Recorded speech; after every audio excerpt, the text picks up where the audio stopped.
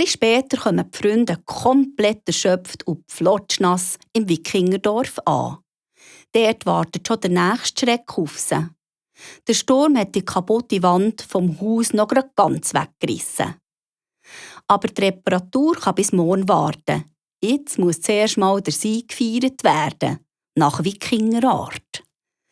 Die Ratte übernimmt das Festmahl und kocht, dass die Töpfe nur so klappern. Ich bin ein Mädchen und koche grandios. Jeder findet mich Essen ganz famos. Ich bin ein toller Piratenkoch.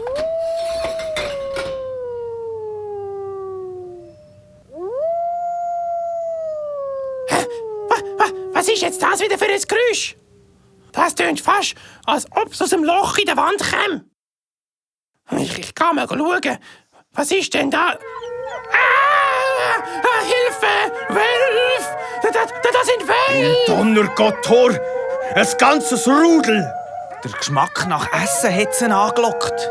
Sie haben das Haus umzingelt. Die sind überall! Das sind zu viel. Mit der ganzen Meute auf einmal werden wir nicht fertig.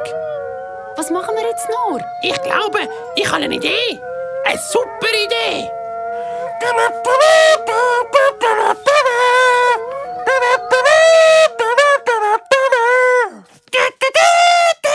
Sie flüchten! Sie hauen wirklich ab!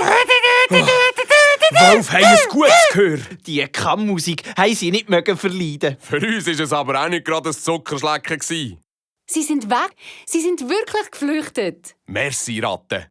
Sharky, ich bin fertig. Du kannst die Finger wieder aus den Ohren nehmen. Was für Dinger soll ich aus der Kohle nehmen? Die Finger aus den Ohren! Aha, so. Sind sie weg? Ratte, das war einfach genial.